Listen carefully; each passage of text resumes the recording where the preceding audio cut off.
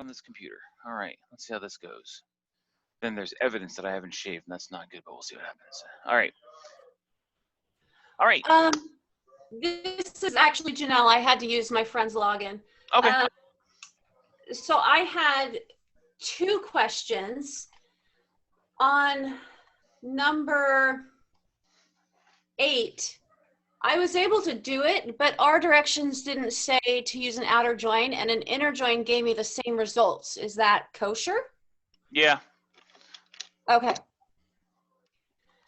And then on number 10, I got what it wanted, but I used the underscore for the single thing instead of, I wanted to use the brackets with an A and an I couldn't get it to work. That's a thing in Oracle, isn't it? The bracket. Let me pulling up number 10 right now. Hang on a second.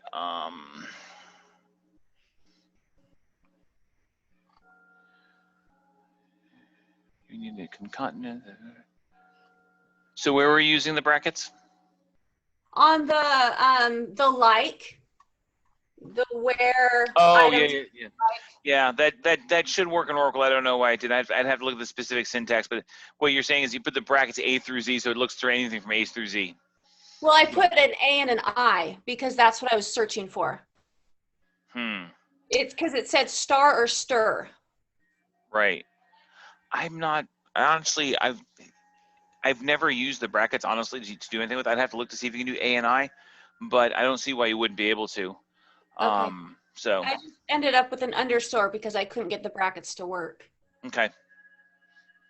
That's all. Oh, Okay. I did have a third question on the reading. Is there a way, I know in my SQL Workbench, there's a way to make, if you put in a row and it was assigned an ID, you could make a variable of what that primary key was, so you could later access it when you needed it as a foreign key. Is there a way to do that in Oracle? Okay, so in Oracle, since you're using, if you're doing the automatic numbering, you're using, I forget the name of it. In Microsoft, it's called Identity. In this, it's called Sequence. Yes. What you have to do, it's a little complicated since so you have to grab the sequence number out when you insert it and put it into a variable, and then you can use it.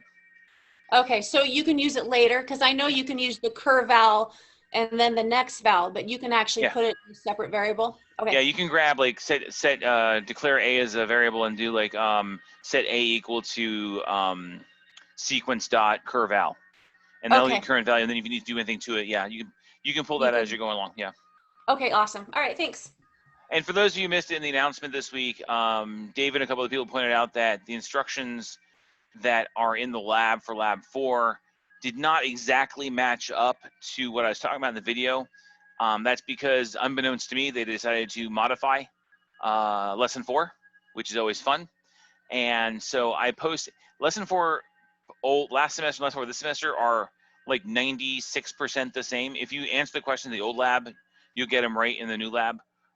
So I posted the instructions to the old lab in the announcement. So if you want to go by the old instructions are a little easier to follow. So you can go do that. All right, Katrina, any help I can give you today?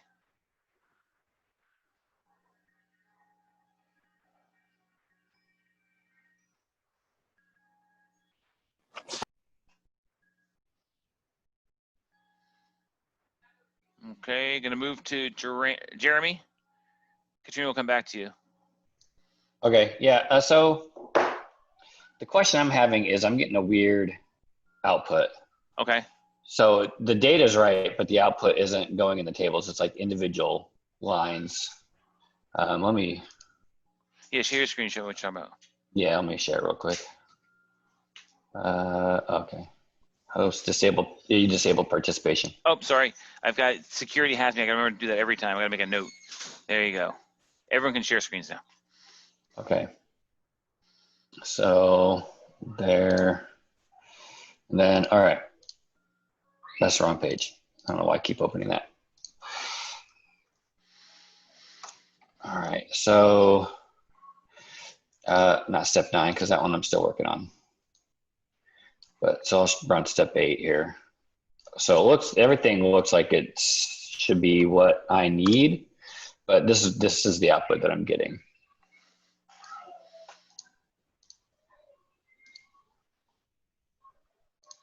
So it keeps throwing the. Trying to see your formatting.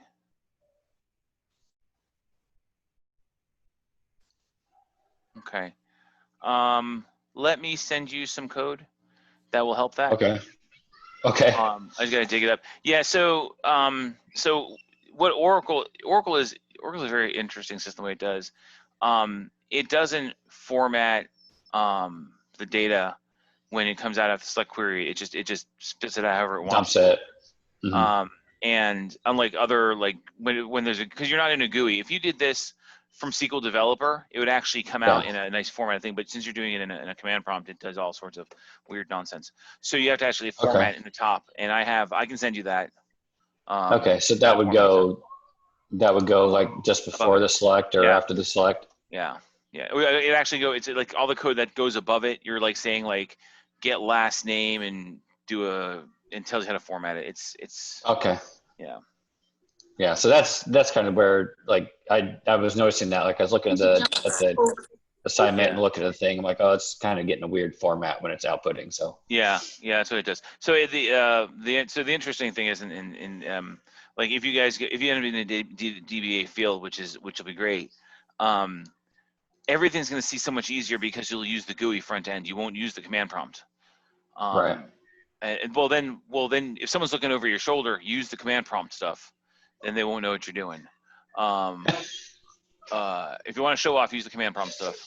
But when no one's looking, go ahead and get to that GUI format. Let me see here. Yeah, so I'll send you that code in a minute. I just got to dig it up. But it's all the formatting code that goes on top. Okay. And then and then number 9, that's just I'm looking at the instruction, and this is where I do the count. So do I do my count in the group by? So I do group by count. This is similar to the one last week. So you're going to have the count is going to be in the select query. You have a count, whatever you're counting there. Oh, yeah. And the group by is telling you whatever's not being concatenated or aggregated. So if you got if you're doing like a count on social credit cards, and it's last name, first name, count credit card, you're going to do where group by last name, first name, having credit card greater than 1. Or count greater than 1. Okay, that makes sense to me. All right, I'll go work on that, and that should help me through 9 and 10. Sounds good. All right, thank you. Bye. All right, who's next? Hey, sorry, I guess I had my computer muted. That's fine. This is Katrina. Yep. What can I do for you? Well, I had on number 8, using the right or left outer join, I figured that out. And then number 9, it was just basically the opposite. But for number 10, do we need to have any outer joins to solve that? I changed all of them to inner joins and I still got the 3 results. The way I've written it is I've used all inner joins. Okay. And then my other question on number 3 is, in the instructions it said that we won't be seeing anything from the rental item table or the rental table, but that they have to be there in order for us to run Correct. Sorry, but should I add the item title to show, because the results in the old lab show the item title? So you're talking about number 9 or number 10 here? Number 10. Number 10. Okay. So let me see here. So how did you join the rental table? I did it as an inner join. Okay. So joined the rental item on the rental ID. Okay. So to give a broader answer, so I know you said that the rental item is joined the rental table is joined, but you never see results from it. That's totally fine. Sometimes you need information from other tables that is dependent on the rental table because of the ERD, and you need to join in Okay. there to get that out there, because if not, the joins aren't going to be made properly. In this case, you're Okay. joining rental ID, rental table to the Item to the table. member to the item table, whatever table it is, but you're joining it on the customer ID. So Yeah. so in the rental table is who rented things. So you got to kind of get that out of there. If you don't put that in there, it won't. By the way, I did misspeak. I would say I lied to you, but that'd be wrong. I didn't read it correctly. I actually, in my query, I have the rental table as a full outer join. Oh, okay. So so Okay. I wrote this code last semester, so I'm going to trust that I would knew what I was doing because it was right last semester. I'm assuming it's right this semester. But yeah, And it's a that's full on outer the join. rental table. Yes. Okay. Yes. That was really my question, was if I needed any outer joins or if I could use all inner joins. On number 10, I have a full outer join, but I think Janelle just said she did inner joins across and got the same results. Yeah. That's fine. I mean, this is one of those things, and you know, this lab is just giving you the these labs just here's how to code and here's how these things work. So and it's a good thing because she did it both ways. She did it with the full inner join, the full outer join, and then she did with all the joins, and then she did the inner join and saw the results were the same across the board. That's a great way to experiment to see which way is working, because in the real world, if someone asks you to get the results out and they know what they're looking for and you have no idea, you just show them, here's the 3 different results, which ones do you want, and then you'll give it that way based on the joins. Okay. And I guess if they all work, then it's which is faster if there was a million records. True. And it's always going to come down to the inner joins are always going to be faster. Okay. Because just how the But so mechanics should work we fine. add to the select distinct, should we add to that to show list the item title? No, that wasn't. No. Yeah. Actually, it is. It's in mine. So yeah, you would have to. It's in that's the part of- results on there, but it Yeah. didn't really say to add it. If you do, you do. If you don't, you don't. But again, the wording is. I go by the wording. So if it didn't ask you for it, but the results show it, you should put it there. But if the result, if it doesn't ask for it and you don't do it, I'm not gonna ding you Okay. for it. Yeah, I noticed they changed the last name to a last name, comma, first name. So in the formatting stuff I have, mine says it's a full name, and then there's Right. last name, comma, first name. Yeah, absolutely.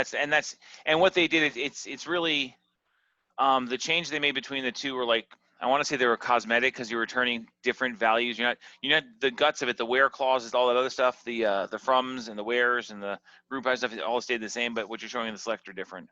So Okay. and let me take a quick moment because we're in week 4 now. So about week 5 or 6, this starts coming up that the results, it'll say like there's one specific one, I think it's week 8, that says you will return 66 rows. Okay. If you're ever doing something and you return like 68 rows or 62 rows, your counts aren't quite right there, don't worry about it. The only time you worry about it is if you return 0 rows. If you return 0 rows, there's a problem. But if you're off by like between 2 and 15, because the way this labs go, if you run your lab 2 code or lab 3 code more than once, particularly like later on, you're doing a lot of inserts.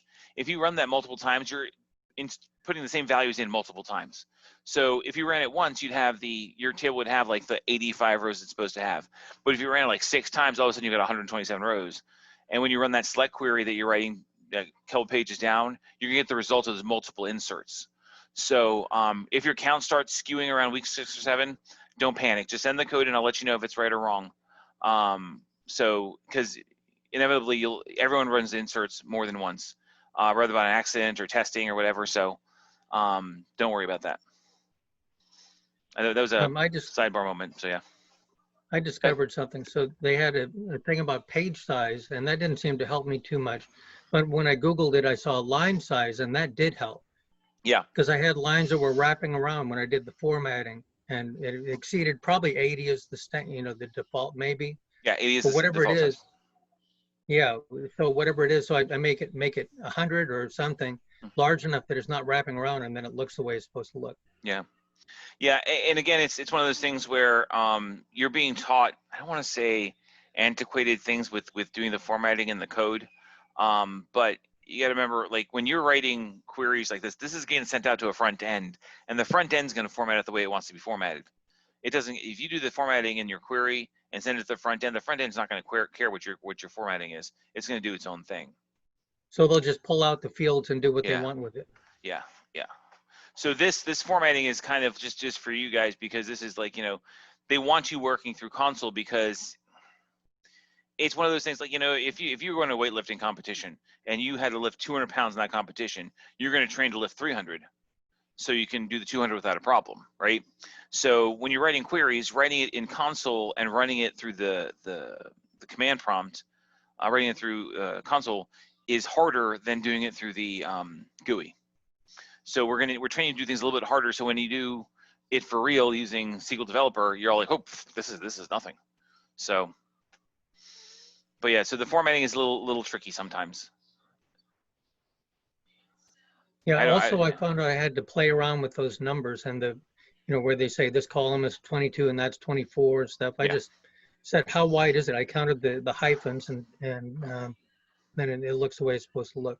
It gets real tricky when you're doing like a VChar max, and you have maximum amount, so you don't know necessarily what value to put in for your formatting, because what's coming out. You guys aren't doing this, but like if you have a nvarchar or a varchar, and you set that value from 0 to 255 to max. Max is like whatever you want to do.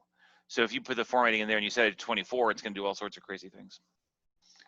So, but yeah, just work the formatting as best you can. If you can't get the formatting in there, like with Jeremy's, if you don't get the formatting in there, I'm not going to penalize you, because I know what the queries are supposed to look like. And if I throw it into SQL Developer and get the results out if I need to question anything. So if you can't get the formatting down, don't sweat it. All right, Isabel, how can we help you today?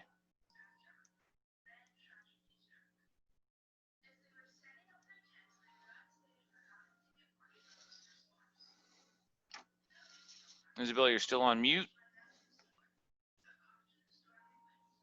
Oh, just listening? Okay, cool. Yamilka?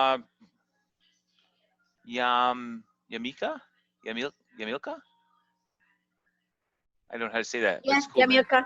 Yamilka, how can I help you today? Yes. So I have on step 8. I realized that the lab says to join the rental and contact table with the contact ID, but the rental table doesn't have a contact ID. So I guess I use the rental ID and the contact ID to join them both. The rental table for step 8? Yeah, I'm using the old lab. Okay. So let me see. I'm gonna look up here. We're all on lab 4, right? Just making sure. yeah, on lab 4, but the old one, the one you shared in the announcement. Okay. Using the step 6 ERD, rewrite the query to return 3 member accounts that have rental. You sort by last name, column values in ascending order. You need to remove the where clause from step 6 query. You need to add another outer join between the contract and rental table. These the contract. So it's the contact ID. So the rental table should have contact ID in it. Yeah, that's what I thought. But when I keep it with the contact ID, it says that it's not valid. Excuse me, I don't want to interrupt. So there's a customer ID in one of them, and then contact ID in the other. Thanks. That's the exception where it's not the same. That's right. So I believe the customer ID is in rental and the contact ID is in contacts. So if you do where contact.contact ID equals rental.customer ID, you'll find your answer. Oh, that's why they showed you the ERD in 6. Let me share my screen here on my alternate computer here. And the rental table's not there, of course. This is 6. This is 6. Let me get the ERD that has the rental table in there, so you see the rental table.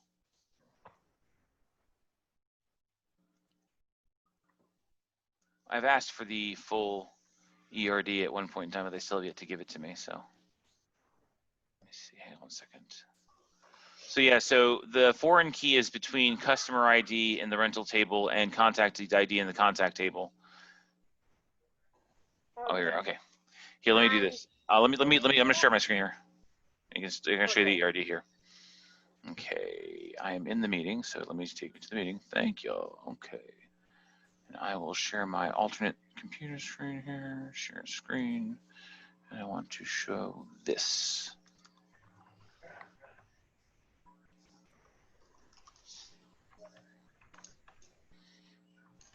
And that didn't work. Okay, here. Close, thank you. Okay. Oh, shoot. Hang on a second. Okay, I forgot. My alternate computer doesn't like sharing screens, so let me do it from here. Okay, so, but anyway, I'll show the ERD in a second. Okay. But that's what it comes down to. It's the customer ID in rental versus the contact ID in contacts. Okay, and another thing, in that one, in the step 8, we use a outer join, right? Step 8, use an outer join. Let me check my notes. And use a right outer join. I will give you the outer join. Wow. It is a right outer join. Oh, okay, so it's right. Mm-hmm. Okay. And, okay. But let me tell you, when you run the query, run it with a left outer join and a full outer join and an inner join and see the differences so you can see what the different returns will be. Yeah, this is like right now, I did it with a left outer join and I was getting What? 8 rows when it's supposed to show like 3. Right. Okay, but I think I will be good with that one. So on step 9, I guess now I will have to fix a little bit because it's kind of using some of the step 8. But the group class, do I use all the column names and the concatenation columns? Because I'm sorry, that will give me error in the step I think I 9. had to. If I leave anything out, it was giving me an error. What? I'm sorry. I was trying to download this thing to my other computer. What was the issue you said? So in the step 9, I have issue with the group by. So I added all the columns and Yes. the concatenated columns. But I don't know if I did it right because it's saying that the command is not properly ended. So, show me. Share screens and show me what you're talking about. Okay. Let me share the screen.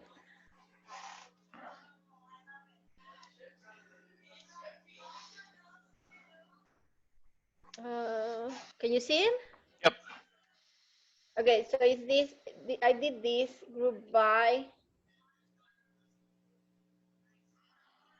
And I don't know if that is right. Okay. So Oh, I think if you take out the as telephone and that kind of any of the as stuff doesn't go in the group, correct? yeah, that's correct. Oh, so remove this. Yeah. You got 100% Okay. right, but you add the concatenation exactly the way it was. You put the concatenation there, you put the commas, everything. Yeah, that should be fine. I'm just double checking against my code to verify. Oh, what did I do? Oh, where is it? Oh, that was good.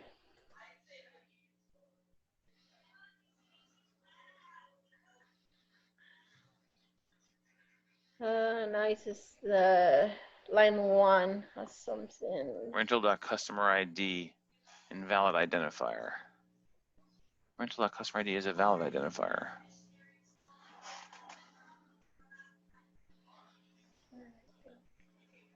Hang on 1 second.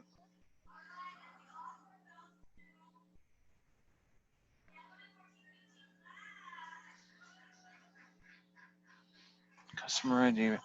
Rental.customer ID is a valid identifier.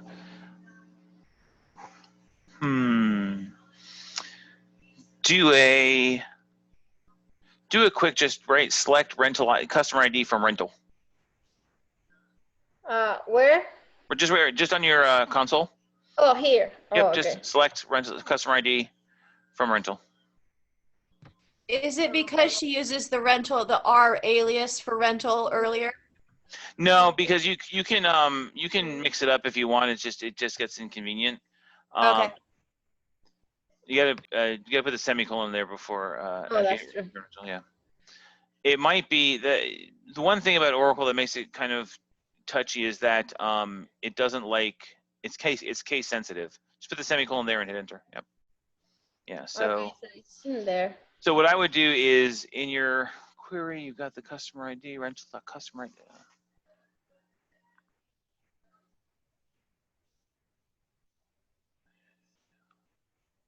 That should work just fine. R.customer ID.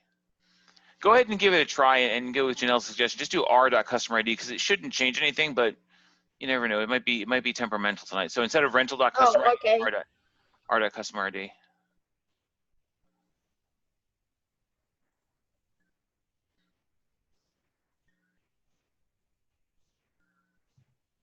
Oh, Okay, yeah. there it was. There you go. Thanks, Janelle. Thank you so much. So I'm assuming that was Janelle. one last thing, on step 10, I'm really having a lot of issues to do the comma formatting and in the word clause to add the yeah, and also I just heard that all of these ones are joined in a join. So there's a couple of things here. One, when you do a where clause with the parenthesis, you have to have in, not equals. Oh, okay. Okay, and then Star Wars and title are misspelled, which will also cause you problems. Excuse me, that still wouldn't work because it wants those exact words like that. I use like rather than in. Right. And Well, then I mean, an expression that says the third letter is an underscore and a percent thing at the end to say so many more random letters. I said I was just looking at this particular code to see where it was. So if you did that, it would only return Star Wars or Star Wars. It wouldn't return anything else. So what you want to do, like David said, is change the in to a like, and then get rid of the whole thing in parentheses, and do open quote star %, close quote. Open. Just delete everything up to stir. Okay, I don't understand what I. Okay, so everything that's in red, delete. Oh, okay. Now do an open parentheses, open quotes. No, single quote. Sorry, my bad. Okay. Put in the word star. Now use a %, and close the quote. Okay. Now what this is going to do is return everything that's like that has the first that star in it and return everything that way. Okay, now that's almost, that's step one. Then step two is to say that third letter can be either an A or some random thing. So I made that an underscore, which says that A can be an I and it would still work. Oh, right? That must be in the new lab that I missed. Yeah, it said either Stir or Star Wars. Stir Wars or Star Wars. Oh, awesome. Yeah, so yeah.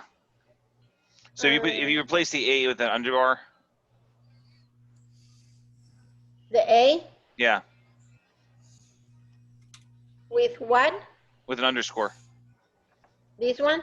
Yeah. Okay. That's a new little thing. That's not cosmetic. Thanks for pointing out that, David. I missed that in the new labs because I'm just going by the old ones, to be honest. This is our last semester using Oracle, so we're going to Postgres next semester. And the last thing with this one would be with the concatenated part. When you have that, we are supposed to do last name, comma, space, and first name. But I really don't know how to put the comma in there. Like I tried to search for it, but I couldn't make that work. Last name plus the comma. Yeah, you should be getting 2 commas with that. Because as long as if it's in red, it's going to be printed out. So you get right now when you run this, it'll be last name, comma, first name. Oh, so I don't need You don't need the second one. I would get, yeah. And just put a space on the first one there. Yeah, there, that's perfect right there. Perfect. Yeah. Okay. I think that's all with this one. From keyword not found where expected.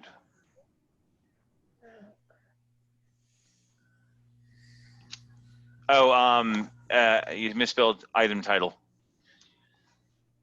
Item. In your select query, item title. Yeah, I'm trying to. Oh. Just above your from clause. Oh, got it. Yeah. Item title is with 1 10, I guess. Title. Okay. Select. There's so.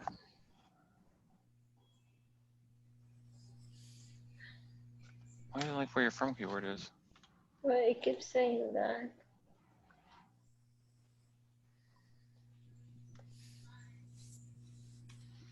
Okay, let me max this out here so I can see this. Oh, let me move everyone's face here. Okay, there we are. Let me put the card to string 10 in there. Okay. No one doesn't like that from clause. You know what? I'm gonna tell you this. Just send it to me like this, and I'll figure what's wrong with it, and I'll send it back to you. Okay. Because this code is right. The from clause is just being weird. So just send it to me. I'll send back when I send it back to you your comments on. I'll just tell you why it's acting weird. Okay. Thank you so much. Then. Yeah, that was all. Thank you. Let me stop my. Okay.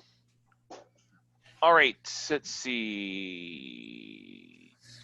David, do you have any questions for tonight? You just here visiting and helping us out? Mostly visiting, but I'm learning things. That last one, you're saying you don't care if it's in or out or whatever, if it works. Well, so here's the thing with the way I do this stuff here. It's when you're doing code, there's a bunch of ways to make it work right. And the way this class this class is assuming that everyone has minimal to no coding experience, and they're giving you they're basically walking through how to write the queries. So if you can write a query that gets the same results and that's necessary and follows the same rules, I'm not gonna take off for it. Okay. Because I want it's really a results. I'm really trying to make this as real world as possible. And it's not how you write the query. It's as long as the results are repeatable, that's all that matters. Yeah. Okay. Well, so I'm there. It looks exactly like, it outputs what it's supposed to output. Yeah. So, and the other thing is to learn and understand what these different kind of joins are doing. Yeah. And that's why I say, like, when you write the query, put an inner join there, do it with left join, right join. I mean, the Venn diagram from like we talked about last week and what I showed in the videos is how it gets returned. When you're doing like from table 1 join table 2, this is your left join, this is your right join, and just how the sets are. This goes back to like second grade Venn diagram stuff. Right. It gets confusing. The Venn diagram gets very complicated when you're doing like 7 joins. It does. Yeah, I can see that. So you really and that's where the ERDs come into play. And I'm trying to get this my computer here to download the ERD. It's like one of my computers won't share screens and one won't download the thing. So that's good times for me. Right. But like, when you got several joins, that's where the ERD comes in. You gotta connect the dots, going, okay, from here to here and here to here, and it gets very, very confusing when you're doing multiple joins. Okay, so I'm basically done. I was thinking of maybe trying to experiment with MySQL a little bit. So sure. Is MySQL close to Postgres that you were talking about, for instance, closer? All SQL languages are similar. Okay. They have different idiosyncrasies. Like I think it's MySQL that doesn't use single quotes, use double quotes. Yeah, I noticed. And it's a bunch of little. So those little things. It's like when you go to Germany, everyone speaks German, but it's a different dialect of German. Okay. So that's kind of what this comes down to. So you just like learning a little. Even Microsoft SQL versus Oracle SQL is the same language. It's like, Oracle is case sensitive where Microsoft SQL isn't, and there's some commands that don't, like sequence doesn't exist in Microsoft SQL. It's called identity. So Right. you just kind of learn the different things. Right. But if you want to jump into the MySQL world, I definitely do it and play around with it and see what you think. Yeah. So I mean, there's little things I noticed, like they have T, to make their log files and things like that. Mm-hmm. So the sequencing looks simpler. The auto something command, auto Yes. keyword, Yeah. So it looks pretty nice. And in terms of market share or what you would be seeing, which would be more common?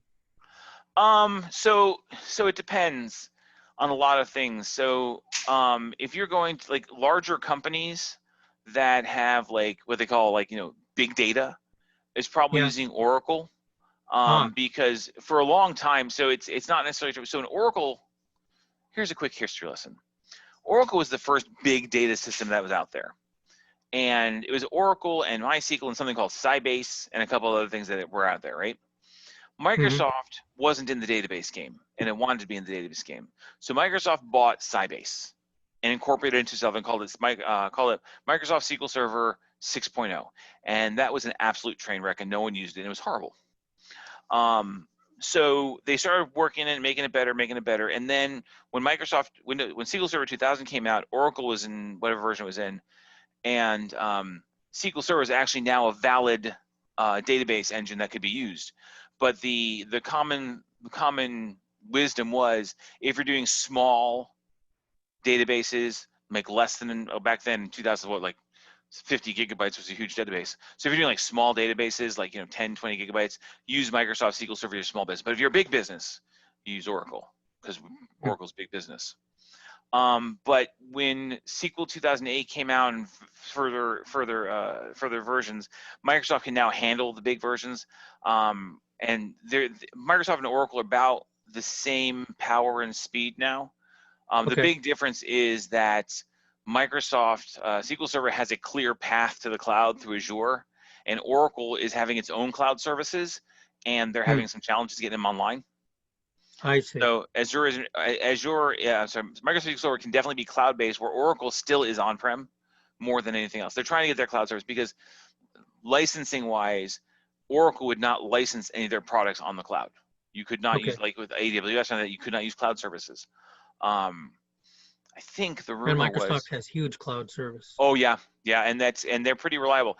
I've been training on that for a little bit and learning their cloud services. But there's also AWS cloud services, and I thought I heard a rumor that Oracle was trying to bargain with or talk to Amazon about Amazon hosting native Oracle cloud services, but they don't have enough money to get Jeff Bezos to do anything.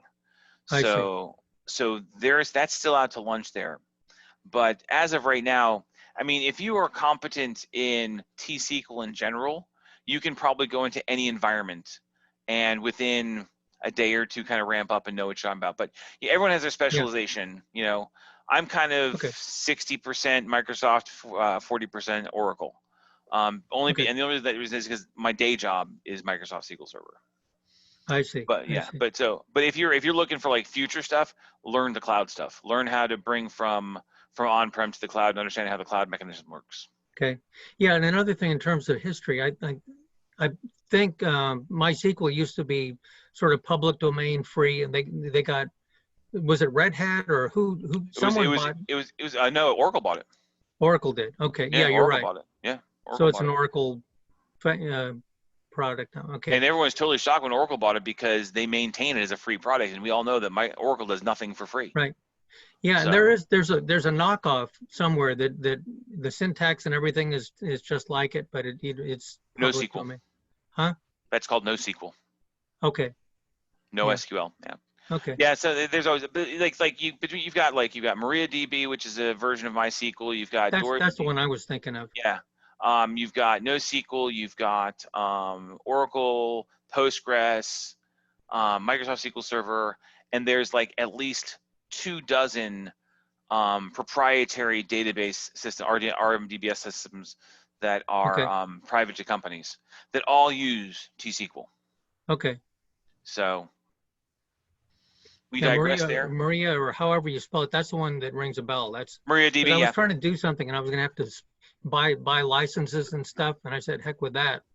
So, No. you know, that was the one I found that was similar. Actually, every like the big shock about 7-8 years ago was when Microsoft offered Microsoft SQL Server for free. Huh. So it's called Microsoft SQL Express, and it's a free version that allows up to a terabyte database and stuff like that. And it's totally free. You can do what you want. It's with the hopes that you're going to start with that and eventually need something bigger and then just buy into their stuff. Well, they do the same thing with Visual Studio. There's some version that you can get for free. Developer version. You can actually download for free the entire full-blown version of Microsoft SQL Server Developer and use it to your heart's content.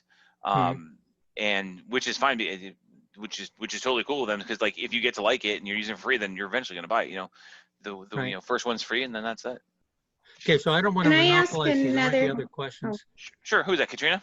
Yeah, sorry. Can I ask another question about the lab? So the last lady that you were helping, she was having trouble with the count and group by. I didn't even write count or group by into my steps. There isn't anywhere in the instructions that it says we need to return a count of any items. I am about to download and open up this thing and share out the questionnaire, the old. There was a having that you had to have the count, but you didn't have to have it in your select in your top part. That's why you need to have it. Let me pull this up here. Where did you go? That's not what I don't know. I was just getting ready to submit my assignment because I'm headed on a hole in the rock trip, and I won't have any Wi-Fi or any service. But when she showed that she has all of the count and everything, I didn't see that. Did you see you're going on a hole in the rock trip? Yeah, we're gonna take side-by-sides and four-wheelers and Jeeps out to hole in the rock. Yeah. There it is. Okay, where is hole? I've never heard of Hole in the Rock before. It sounds like a cool place. Oh, it's a place where pioneers traveled from Escalante, Utah to Bluff, Utah, and it required them to go down this incredible steep cliff. And it took them weeks to get across the Colorado River. And anyway, we're going out there as a historical trip. That's fun. Okay, so for step 8, for step 8, you don't need it. Were we looking at her step 8 where she had counts? I thought we were looking at her step 9 with the counts and step 10 with the counts. Not with the step 9 and 10, I think, have the having clause. Yeah, the 9 in the old lab, there is a group by and a having count. Yeah, if you have a having clause, you're gonna have a group by. Number 8 doesn't have. No, it's in the 9, number 9. Number 9, group by and having clauses. Okay, I see it. I'll rework that one before I submit it then. Okay, I'm glad I was found that out. Okay, thank you. Okay, I finally got this ERD up, so let me share my screen and show this ERD real quick to go back to the question from before and see if I can share my screen. Okay, share my screen. I want to share this. Okay. And I am sharing my screen now. Yay, okay, that's good. All right, so let me go down to the ERD here. So in this ERD,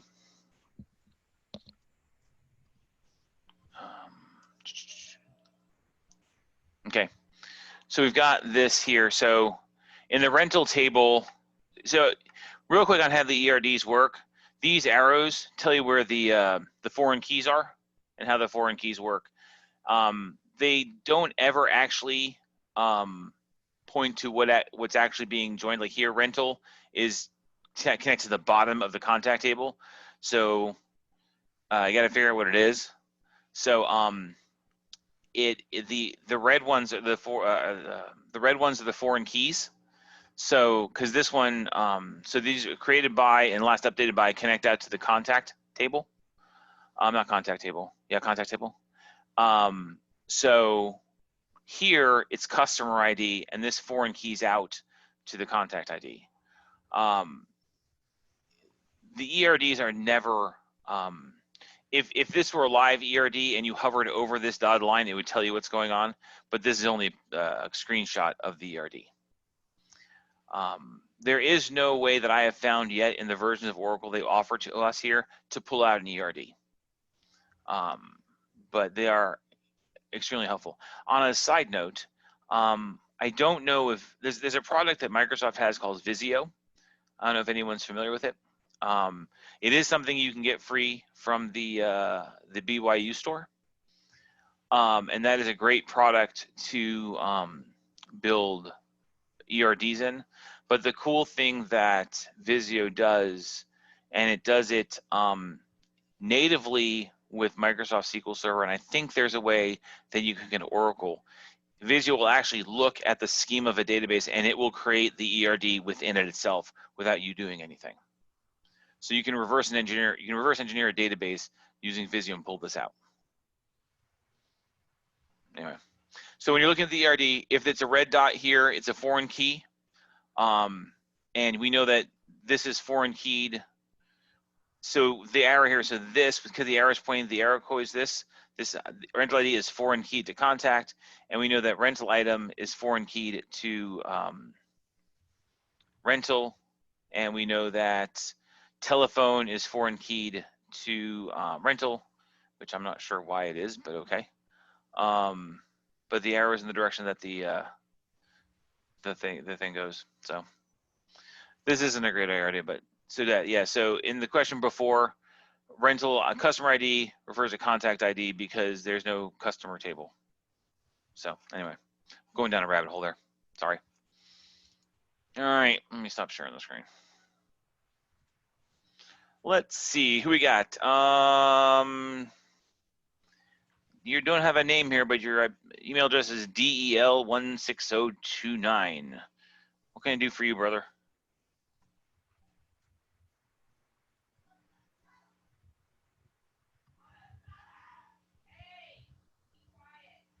Nope. Okay. Joel, how can I help you tonight?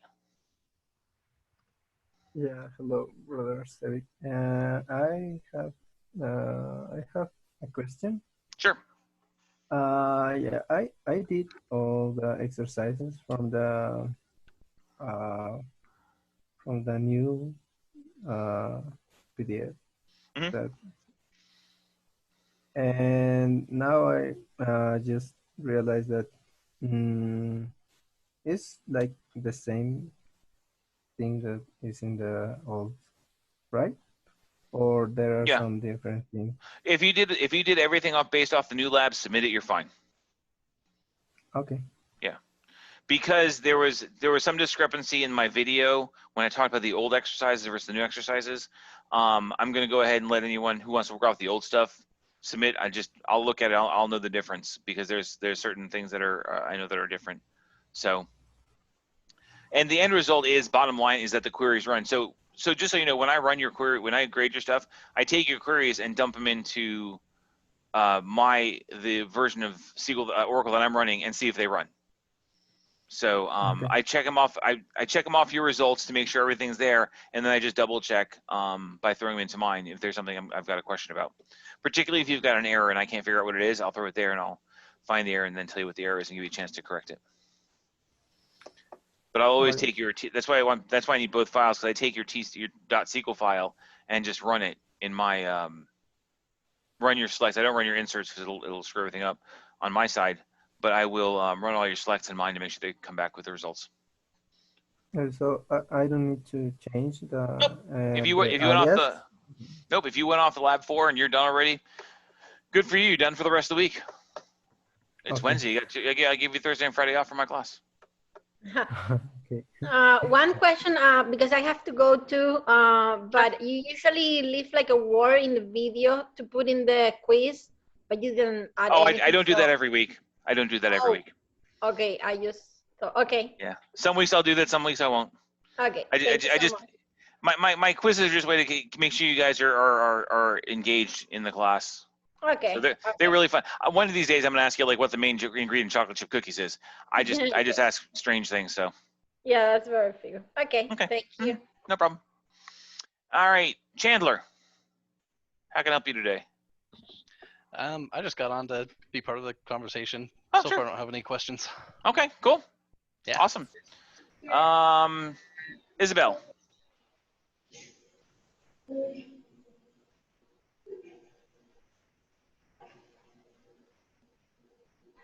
Isabel, any questions for you? Hmm? Jumping down to Caleb. Okay, cool. Thanks, Isabel.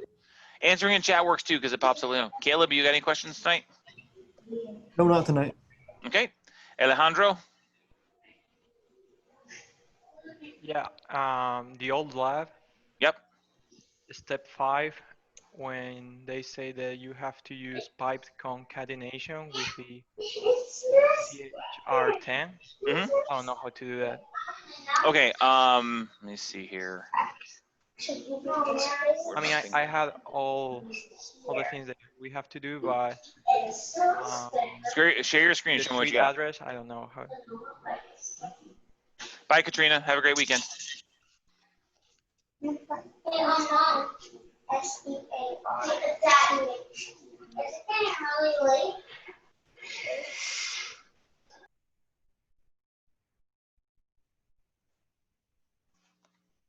You sharing your screen, Alejandro?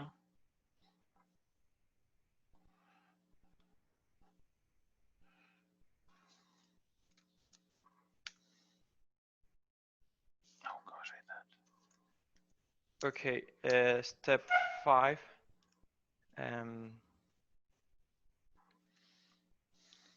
The last part. This says use pipe concatenation. So I don't know if you can see my. I see your lab. I don't see the code you wrote. Oh, okay. Sorry. Does everyone understand what the CHR thing is? Yeah, so it's an ASCII 10, which is a carriage return, right? Yeah. Back in the day of typewriter, it was a carriage return. But CHR is just a way to get the output to put a specific character. If you look up CHR, I'll tell you all the numbers. 10 just happens to be carriage return. Okay, here. Like, yeah. Right. So I don't know what to do because if I run this in the lab. Bye, Jeremy. The error here is that San Jose is something here. I don't know why. So what they want you to do here is they want you to put the carriage, if I'm not mistaken, because this is in the new lab, not the old. They want you to put the carriage return between Camino Real and San Jose, so it's on separate lines.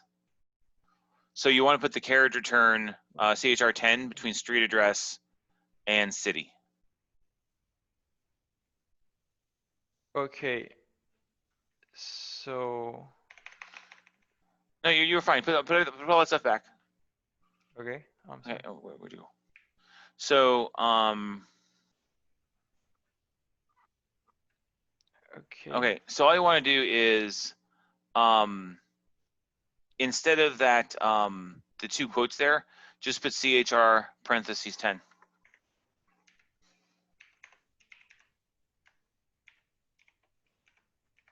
Yeah.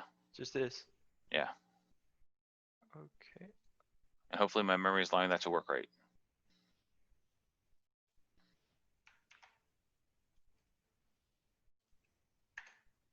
Yep. Okay, works fine. Thank you. That's all it was. It's just they just want to put everything on a separate line, and CHR10 is just a way of doing that. I mean, if any remember, I love the fact they use carriage return since it's such a throwback to. So, I'm sure David and I have both used typewriters in our life. Has anyone else actually used a typewriter in their life? Yep. I've used one, not for any real purpose, but. Yeah. So you remember there's the return key that brings everything back to the front. So carriage return. That's why it's called carriage return. It's just funny that there are people. When I used to teach this, like in the high schools, And younger, they're like, "What's a carriage return?" I'm like, "It's typewriter." It's never mind. Just making me feel older than I already am. Well, and then on the Windows side, then there's a carriage return line feed.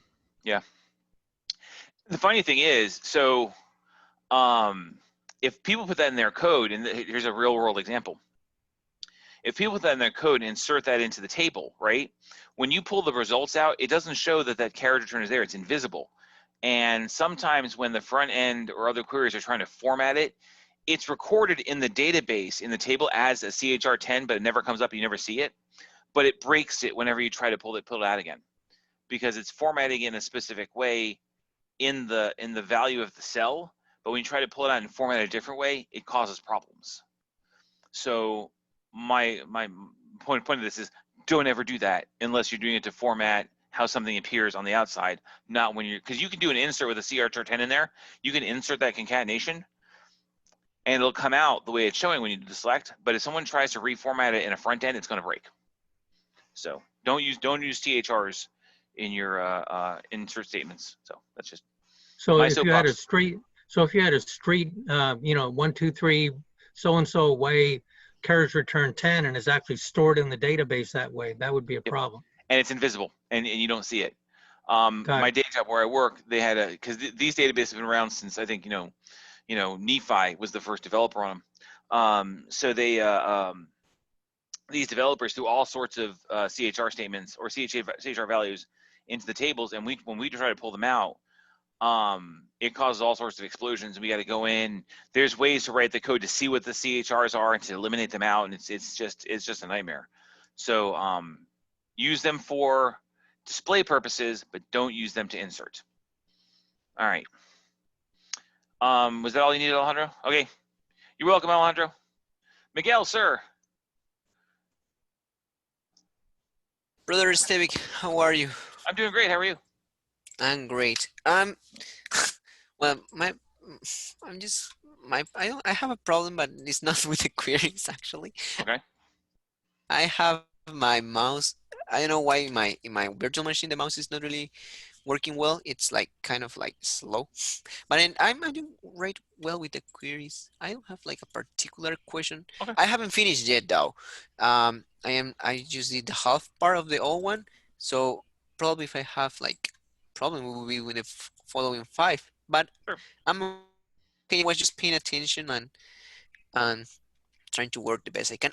Actually, if anybody has a question, so what could be a good way to practice this more, like the code queries on Oracle? That's a great question. So what I suggest is once you're familiar with the schema or the ERD, just kind of write queries and say, okay, I want to know how many people rented Star Wars that were in the month of June, and write a query that gets you that information. Just kind of like, yeah, it's, at the beginning I kind of talked about like how being a DBA is kind of like an art form, and it kind of is, because you're kind of going through and massaging the data how you want to see it. So just like look at the ERD and say, I want to see how many customers born in the month of May rented comedies in the month of August.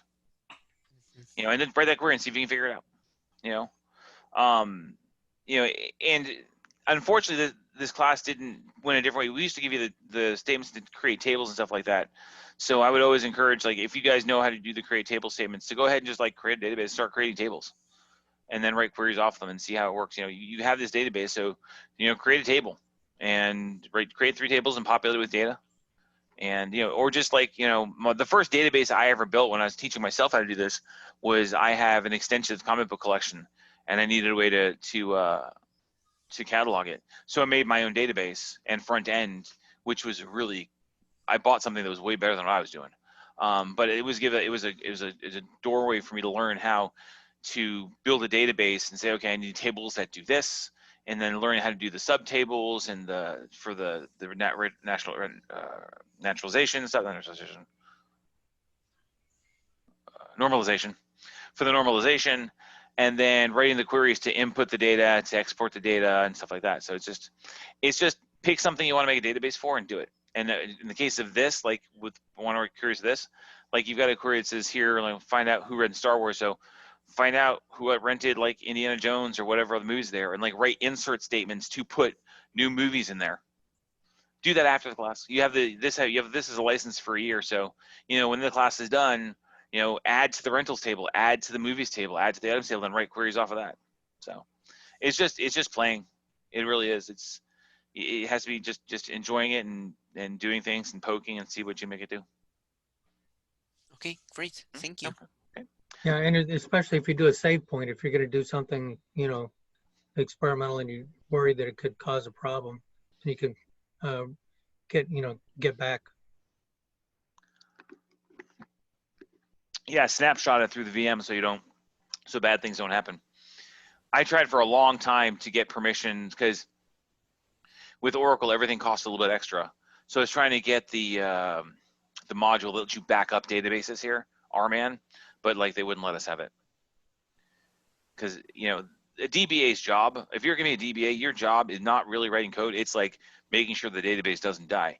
And the most important thing you do is you back up the database. But that's something I can teach here. So. Oh, actually, the other day I downloaded a program called from Oracle, for Microsoft, because everything in Linux is kind of new for me. So I was trying to see if I could work on Microsoft just for fun. Mm-hmm. And I download some an Oracle developer, I think it's called, something like that. I don't know if that's right, but it asked me a host and stuff like that. I don't know how to use that, so I couldn't get into it to practice anything. Yeah, it's installing Oracle on your local machine, the Oracle developer, they ask you a lot of questions about who your host is, what your IP address is, what your port is going to be. Yeah, so it's not. They're trying to do the same offerings that Microsoft does, but the complexity of installing Oracle far outshadows the complexity of installing anything else. Mm-hmm. MySQL, it's a command line, and it's there. Hey, it's there. Matter of fact, So there is nothing else. No, there is nothing I can do because I don't have a host. I don't have an ID port. Yeah, you do have a host. The port is whatever you make it on your computer, and your computer is the host. So it's just there. If you go and look for blogs on how to install Oracle, if you want to walk down that path, you can find them. It's just a lot of questions that you have to figure out how to answer. Yeah, it's a certain amount of networking that you need to know. Yeah. Or find out. Yeah, but if you're doing it on your home machine, nothing else is networking in. Yeah. You put your port is whatever you want the port to be, because no one's ever going to log into it. The port. So a port, for those of you who don't know, I'm sure everyone knows, but I'll say it anyway. The port is how you have your IP address, right? But the port is how things get into the computer, because the IP address is just where you are. The port is the doorway in. Oracle's default port was 1521. Oracle's default port is 1521. Microsoft's default port is 1433. So when the request comes in from outside your computer into your Oracle, it comes to the IP address and wants to come through that port, which is the default setting. That's how it knows how to communicate and how Oracle or SQL is even installed on the computer. But you can change that to whatever you want. So if you want to install Oracle Developer on your computer, just find a quick blog and. Okay, Joel, get you in 1 second, okay, buddy? Just make sure your audio's on so we can hear you.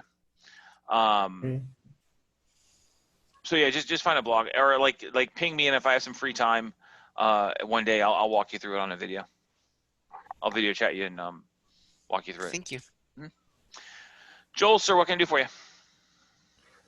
Okay, so I was just checking the old lab, and I realized that in the step 9 there is 5 rows selected, but in my query that I did there are 7. Don't worry about it. So don't worry about the counts. Okay. Don't worry about the counts. Okay. When I run it against mine, and if there's something wrong with the query and the mechanics of it, I will let you know. But if your counts are off by between 2 and 15, don't sweat the counts. Okay. So yeah. Okay. So if the query is running right and I do all the steps, yeah, it's working fine. Okay. Let me caveat that. Let me do a little thing on that. Only worry about the counts insofar as this class is concerned. In the real world, you got to worry about the counts when the counts are coming out when they shouldn't be where they are. And the only reason, like I said before, the only reason I don't care about the counts in this class is because if you ran an insert statement 2 or 3 times, on accident, you're going to have more rows in your table than the query expects, because the instructions expect you to done everything perfectly to this point in time, not made any kind of mistakes, not missed an insert, not done anything. The only time in this class I want you to be worried about the counts is if it's 0 or greater than like 5,000. So if you return a 5,000 count, something's wrong. If you return a 0 count, something's definitely wrong. But if it said 5 results and you got 7, you're fine. Don't worry about it. And I will let you know if there's something mechanically wrong with your query. I will let you know, and that's why you got the count wrong. But odds are somewhere between now and day 1, you just ran an insert query, insert statement twice. Well, there was one place where a right join versus a left join made a difference. So that would be a substantial one. Yeah.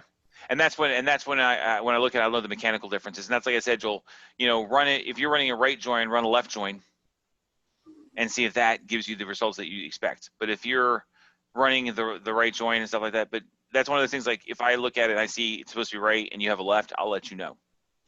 And also keep in mind, I'll reiterate this. If you send me wrong queries, I will tell you how to correct them, and then you send them back and I will regrade.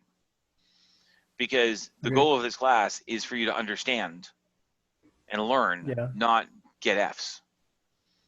So if you send me a query that needs fixing and I tell you how to fix it and you fix and send it back, you're going to get full points. Okay, brother. But to David's point, exactly right. If you have a right join and a left join and you're supposed to be using a left and you're using a right, your counts are going to be off. But that's a mechanical thing that I will notice. Or you yourself can just play with the joins, because step 8 does use right and left joins. So see where it takes you. Okay, well, I will check it. Thank you. Caleb, Rose or Caleb, anything? I gotta go. Not for me. I'm done if you are. Okay. No, not for me. I'm fine too. I've got to go get myself psychologically ready for the debates tonight. So I'm going to sit in a dark room for 15 minutes before I start watching. Yeah, good luck with that. Hey, at least it's the vice presidents this time and not the presidential. That I'm going to take like some Xanax or something. That was So how do we apply a filter to what they say? That would be I was saying, I was hoping that they were going to do it like on Zoom, so the moderator could just mute everybody. Could just turn their screen off, turn their mic off. It'd be fun to see them continuing to talk while you're like. Apparently, in tonight's debate, everyone's like encased in plexiglass, so that'll be fun. I want them, if they're gonna do that, I want them with like whatever dry erase markers and like sketching. I'm like, if this is how the accounting is gonna work, if I'm doing it with and carry the two. I think they need the Get Smart cone of silence. Yes. That is awesome. We definitely need the Get Smart cone signs. And if anyone doesn't know what that is, find Get Smart, not the movie, the original series from the 60s, and watch it, because Don Adams is hysterical. All right. Is there any other questions anyone need for lesson 4 tonight? Thank you for your patience about the whole mix-up with the new and old. I'm going to double-check 5 because they changed last semester. They changed everything up to 5. And next week's lesson 5 is where the fun starts happening, where you start getting like massive joins and really complex queries, and it's good stuff. Well, it looks like what we're doing now, but then it actually you're creating rows and exporting data using it. So that's complicated. Yeah, and then I think lesson 10 is where you use an external table, and that's where you have a flat file on somewhere else on your drive, and you're using that as part of the database. So, which is a phenomenally bad idea, and you should never actually do it, but it's a fun party trick. Because all you need is have like that flat file on a drive sector that goes bad, and then all of a sudden it's gone, and you're like, whoa, where'd it go? Bad idea, but fun to do. Okay, friends, if there is nothing else, I will go ahead and call it tonight. I've recorded all this, so it's there for posterity. I'm going to go ahead and post this in the announcements tomorrow, so anyone who wasn't here can see the fun that they had and join us next week. All right. Good night. Civic. Good luck. Thanks. Bye, guys. Thank you. Bye. Bye.